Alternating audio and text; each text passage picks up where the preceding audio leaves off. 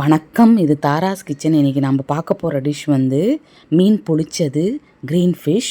வாங்க எப்படி செய்யலான்னு பார்க்கலாம். முதல்ல இதுக்கு வவ்வா மீன் தான் எடுத்து வச்சுருக்கேன். வெள்ளை வவ்வா மீன் க்ளீன் பண்ணி மசாலா கோட் பண்ணிடலாம். ஒரு லெமனை பிழிஞ்சு விட்டுக்கலாம்.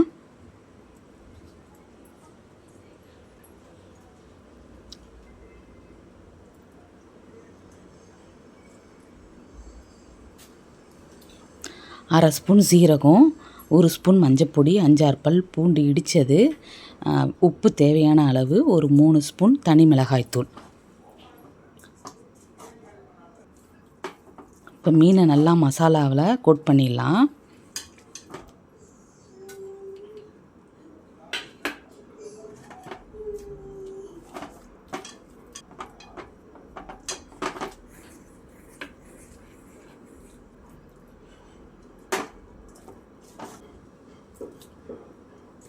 இப்போ மீன் நல்லா மசாலாவோட கோட் ஆகிடுச்சு.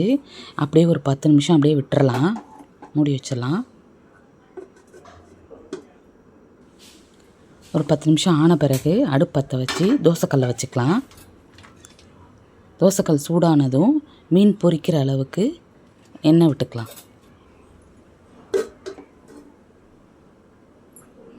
இப்போ மீனை பொரித்து எடுத்துக்கலாம்.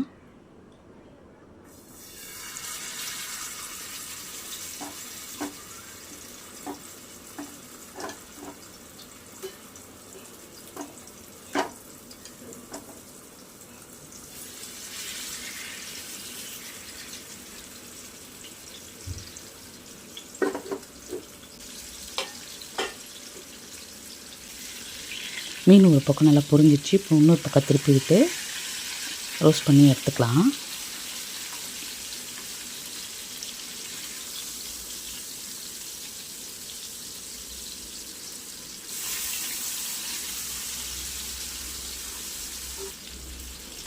இப்போ மீன் நல்லா ஃப்ரை ஆகிடுச்சு. வேறு பிளேட்டில் மாற்றிக்கலாம்.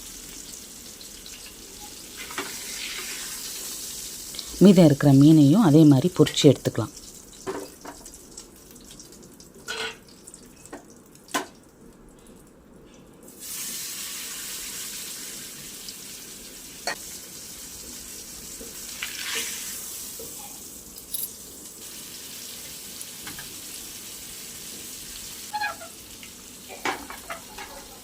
இப்போது வாணலை வச்சு பச்சை சட்னி தான் அரைக்க போகிறோம். 1.5 ஸ்பூன் எண்ணெய் விட்டுக்கலாம். எண்ணெய் சூடானதும் ஒரு 5-6 பல் பூண்டு, ஒரு சின்ன துண்டு இஞ்சி, ஒரு சின்ன வெங்காயம்,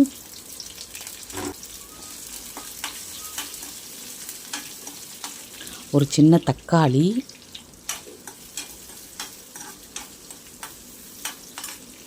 அஞ்சு பச்சை மிளகாய் சேர்த்துக்கலாம்.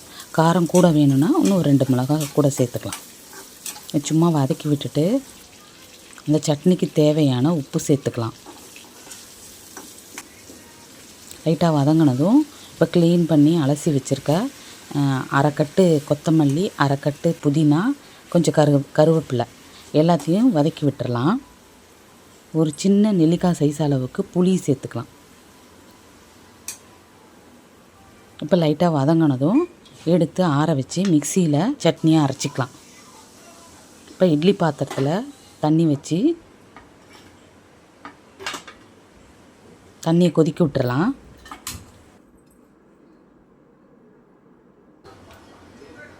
இப்போ பொரிச்சு வச்ச மீனை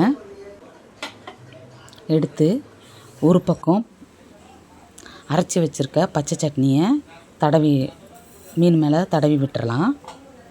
இப்போ அந்த மீனை அப்படியே திருப்பி வாழை இலை மேலே வச்சு இன்னொரு பகுதியிலையும் க்ரீன் சட்னியை தடவி ஒரு பொட்டலை மாதிரி கட்டிக்கலாம் வாழை இலையில்.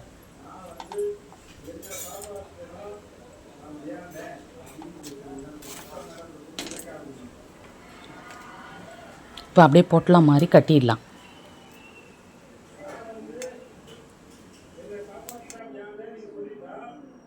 இப்போ எல்லா மீனையும் இதே மாதிரியே பொட்டலம் மாதிரி ரெடி பண்ணி இட்லி பாத்திரத்தில் வேக வச்சு எடுத்துக்கலாம்.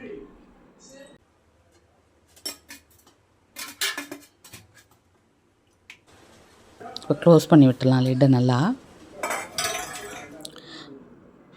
ஒரு 10 நிமிஷம் 15 நிமிஷம் நல்லா வெந்துடும். ஆவி வந்த உடனே இட்லி பாத்திரத்தை திறந்து மீன் பார்சலை எடுத்து பிரித்து சூடாக சர்வ் பண்ண வேண்டியதான். மீன் பொளிச்சது இப்படி செஞ்சு பாருங்கள், ரொம்ப டேஸ்ட்டாக இருக்கும். ஒரு தடவை செஞ்சு கொடுத்தீங்கன்னா மறுபடியும் கேட்பாங்க. அப்படியே சர்வ் பண்ண வேண்டியதான். மேலே வேணால் ஆனியன் கட் பண்ணி வச்சு சர்வ் பண்ணிடலாம். ரொம்ப டேஸ்ட்டாக இருக்கும். தேங்க்யூ.